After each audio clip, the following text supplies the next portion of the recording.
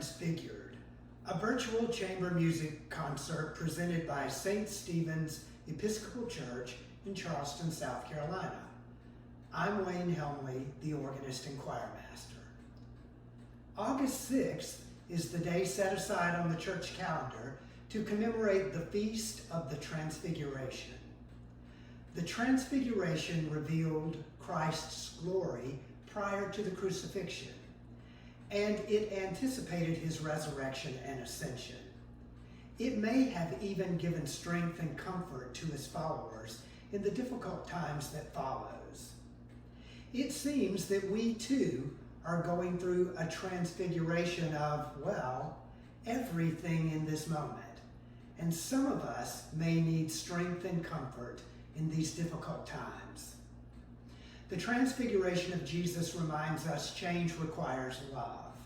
We all need to absorb God's love into our very beings and be made whole so we can transfigure our world. Music is a gift from God that can help us to absorb this love. Some of the musicians of the parish, along with guests, have recorded pieces by composers who have experienced transfiguration either musically, in their own lives, or both. Our first selection is a brief church sonata by Mozart, who transfigured music in many ways. For one, he helped change the way professional musicians were employed and treated in 18th century Europe. Although for him the transition from court composer to freelance musician was difficult, he paved the way for others to follow suit. His church sonata in C major is also a sort of transfiguration. It is one of 17 little pieces he wrote to be inserted in the Mass between the Epistle and the Gospel readings. Mozart seems to be the only composer to have cultivated this particular genre, thus making it unique in the repertoire. Interestingly, these pieces were discovered only fairly recently. This particular one was uncovered by Alfred Einstein, a distant cousin of Albert Einstein, in 1930. And now, Church Sonata number 17 in C major, Kochel 329 by Wolfgang Amadeus Mozart.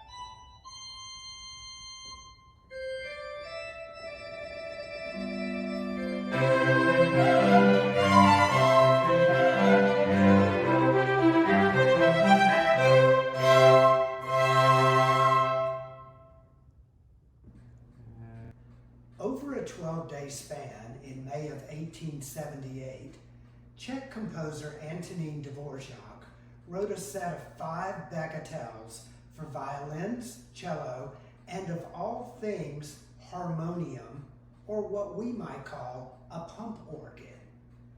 Bagatelles are short, light instrumental pieces, often meant for home performance and consumption. Dvořák wrote the pieces for a friend who hosted chamber music parties but only had a pump organ in his home. The main theme of the set, most evident in the first and third movements, is a Slavic folk song called "The Bagpipes Were Playing." This tendency to include the music of his homeland in his compositions actually led Dvořák to a moment of transfiguration for American music. In 1892, Dvořák was hired to run the now defunct National Conservatory of Music in New York. During this time, he wrote his famous New World Symphony. His task was to help American composers find their own voices. The students he taught, Harry Burleigh, for example, would influence several generations of American composers. Dvořák admonished his students not to compose as he did, but to find their own distinctly American voices. Most importantly, he told them that the foundation of any American school of composition lay in the music of African Americans. Essentially, Dvořák told Americans that the future of their music resided in the people they had subjugated and killed. Essentially, he was also saying that Black lives matter in music and in life. That was quite a radical notion in the 1890s. Truth be told, as recent events have shown, it is still a radical notion for some in 2020. Nonetheless, this idea quite literally transfigured American music. It led to the music of William Grant Still, George Gershwin, Paul Schoenfeld, whose music we will share with you later in this program, and many others. Dvořák was among the first to celebrate and even elevate the African influences in American music that we now take for granted. A transfiguration indeed. Now, 5 Bagatelles, Opus 47 by Antonin Dvořák.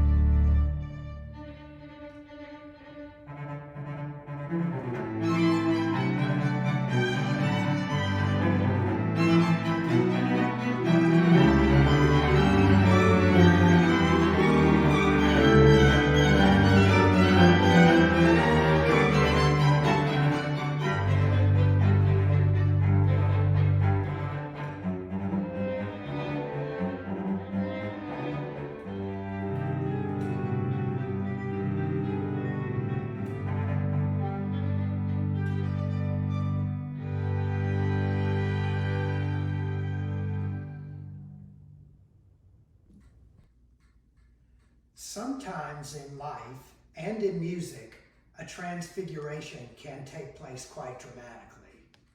Such was the case when during his transfiguration, Jesus' countenance and appearance suddenly changed, and he was conversing with Moses and Elijah, who had been dead for centuries. This was true when COVID-19 shut down most of the country, and when the horrifying murders of George Floyd, Breonna Taylor, and others sent people to the streets. It was true also when Beethoven wrote his Eroica Symphony and Stravinsky The Rite of Spring. In all of these examples, walls were rent asunder. In 1894, the French composer Claude Debussy also broke down walls, only he did it with a breath and a sigh. His Prélude to the Afternoon of a Faune transfigured music as we know it. In fact, this piece is considered by many musicologists to be the first piece of modern Western music. Debussy quietly advanced a transfiguration in sound and form that would introduce a new conception of music, with nuances of sound, color, and chords. He also introduced a completely amorphous form and new ways of using individual instruments. Faune was originally written for orchestra, of course. However, this Michael Webster 1990s arrangement for flute, clarinet, and piano has fast become a staple of the chamber music rep. The flute solo is one of the most beloved ever written for the instrument. This is music like nothing before it, and it would profoundly affect all music that came after it. Debussy's Prélude to the Afternoon of a Faune.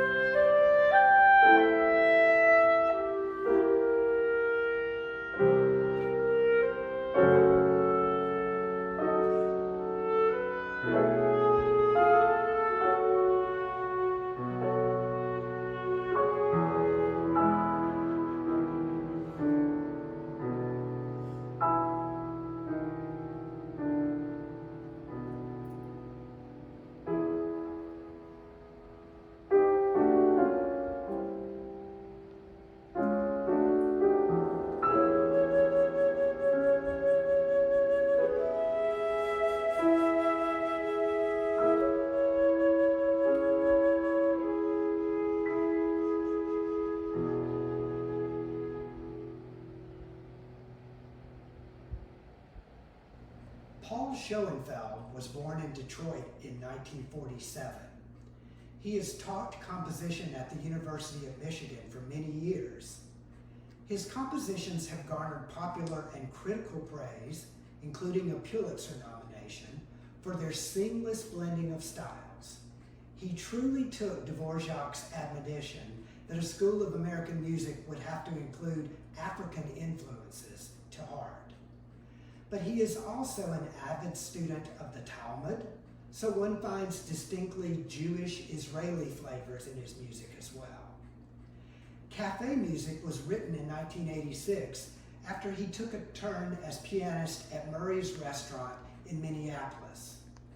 The first movement manages to successfully combine Scott Joplin-style ragtime with jelly roll stride piano and klezmer music. He even adds a little Billy Joel for good measure. The second movement includes a paraphrase of a beautiful Hasidic melody. As musicologist Joel Sachs writes, Schoenfeld is among those all too rare composers whose work combines exuberance and seriousness, familiarity and originality, lightness and depth. His work is inspired by the whole range of musical experience, popular styles, both American and foreign, vernacular and folk traditions, and the normal historical traditions of cultivated music making, often treated with sly twists. Above all, he has achieved the rare fusion of an extremely complex and rigorous compositional mind with an instinct for accessibility and a reveling in sound that sometimes borders on the manic. And now, Cafe Music by Paul Schoenfeld.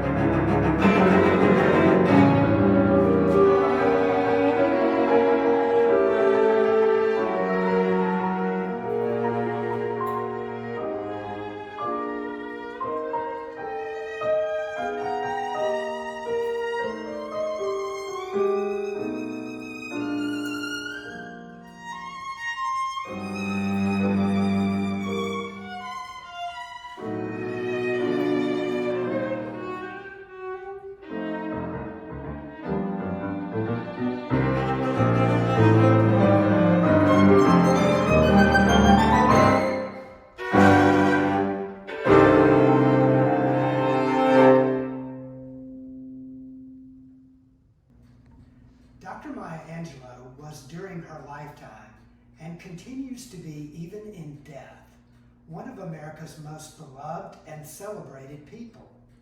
The recipient of many awards, including the Presidential Medal of Freedom that President Barack Obama awarded her in 2010, she was a poet, author, teacher, dancer, actress, and so much more. She once said, "If one is lucky, a solitary fantasy can totally transform 1 million realities." Dr. Angelou was intimately familiar with such transfigurations and transformations. She went from being a poor child in Stamps, Arkansas, who was raped by her mother's boyfriend at age 7 and a voluntary mute as a result, to the person that Bill Clinton said developed the greatest voice on the planet, the person to whom God loaned his voice. Composer and pianist Brittney Boykin, who lives and teaches in Atlanta, is one of the millions of people, especially young people, inspired by Dr. Angelou. Ms. Boykin writes, "I've always loved Maya Angelou's poetry. Her famous poems, like Phenomenal Woman and Still I Rise, were already so widely performed. I became curious about other works not yet set to music. I found many shorter poems and eventually organized them by elements I thought they had in common. The result is Moments in Sonder, a song cycle for soprano and piano. Because of their brevity, I was intentional in setting them so that the poems could be shared like moments. Moments of fleeting, beautiful, and sometimes tumultuous emotions that connect humanity." Soprano Lenora Green, hailed by the New York Times as a most expressive singer, will now join Ms. Boykin in 3 of her Angelou songs, Tears, Greyday, and Sounds Like Pearls.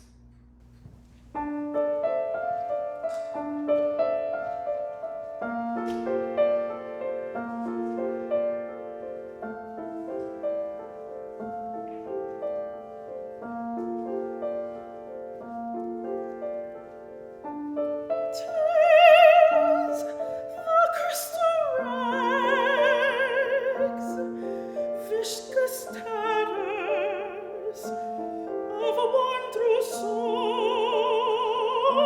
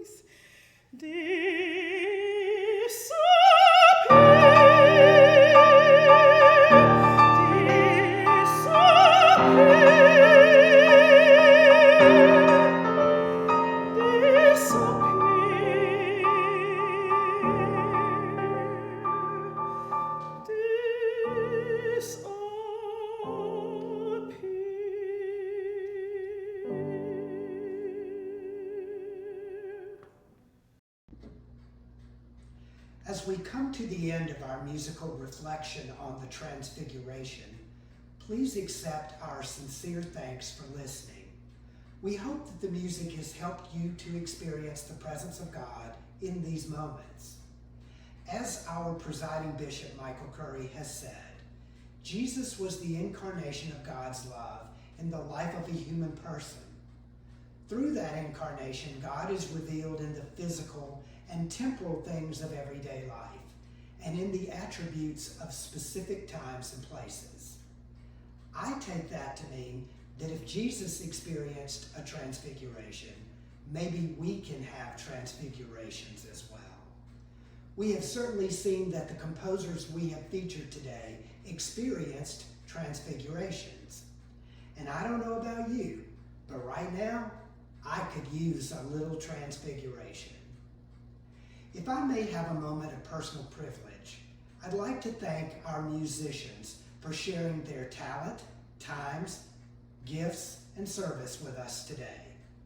My profound thanks to Ellen Morrill, the founder of Piccolo Spoleto, for her invaluable help in making this concert possible. To the good people of St. Stephen's, your support and love inspired me to be open to God's call to dream up a program such as this. And many thanks to Joey, my faithful and loving husband, for capturing not just this program, but all of the parish music on video for the last several months. And so, finally, we turn to Dimitri Shostakovich, the composer of our last little waltz, who knew something about Transfiguration. He was a Soviet composer. Note I did not say Russian. In fact, he may have been the most gifted composer to ever spend his entire life within a totalitarian regime, mostly that of Joseph Stalin. While some of his compatriots left for America, he stayed to bear witness to the corruption and cruelty of his day. Born in St. Petersburg, Russia, in 1906, Shostakovich spent a lifetime falling in and out of favor with the capricious Soviet government. He was required to write music that would please party officials. Sometimes he failed. After one performance of his opera, Lady Macbeth, attended by an unamused Stalin, the party newspaper Pravda published a scathing editorial entitled Chaos Instead of Music. The article threatened that things could, quote, end badly for Soviet musicians like Shostakovich if they did not moderate their style. It also called him an enemy of the people. Maybe it is just me, but phrases like end badly and enemy of the people sound eerily familiar to me at the moment. At any rate, despite of all of this, Shostakovich seems to have retained a sense of humor. This waltz, from a collection of four, is jocular and harkens back to happier, perhaps even simpler times. It is a perfect, light, and frothy dessert to what we hope has been a full and tasty meal of music on this Transfiguration Day. And now, our final piece, Waltz number 3 by Dimitri Shostakovich.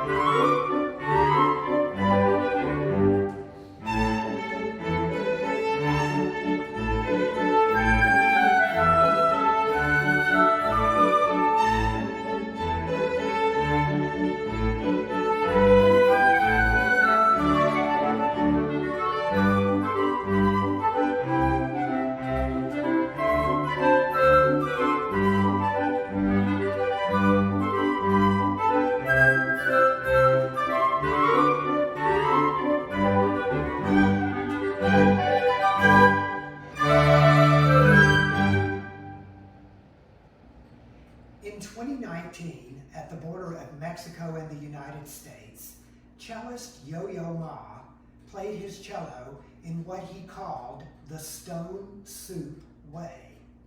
He told the Mexican and American people assembled that music and culture were all about trust and transfiguration, and that the story of stone soup aptly demonstrated this.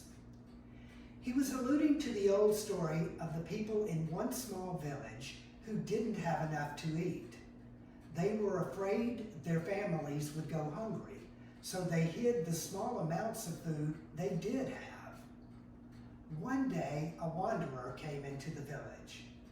The people told him that there was nothing to eat. "Not to worry," the man said.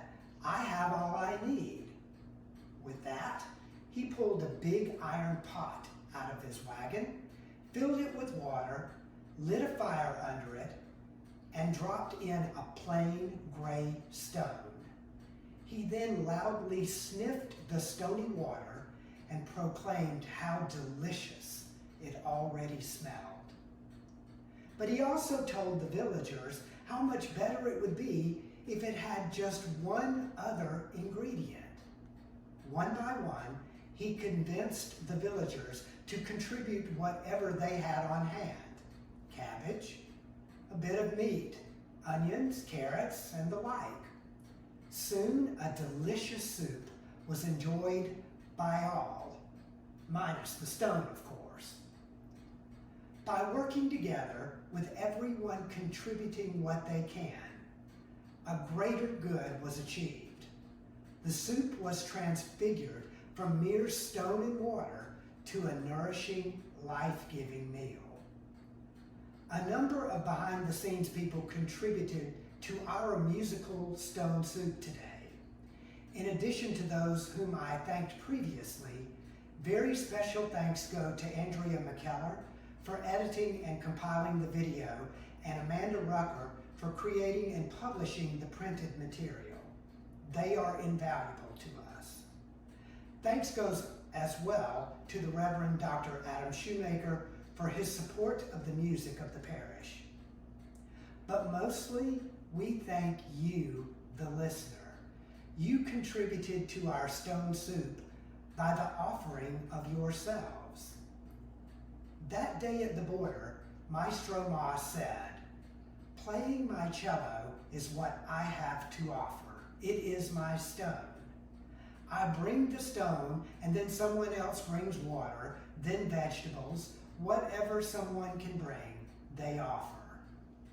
Listeners bring a certain state of mind, and the composers and poets have that special gift to add to the soup, for they can reflect our own thoughts. I find my own voice by inhabiting another. The end result is trust. We all brought something to this musical stone soup, and thanks to God for Jesus' transfiguration. May it help us all to cooperate and trust God as well as ourselves a little bit more as we face the challenging days that lie ahead. I hope we can have another chamber music concert for you soon. Until then, keep the faith.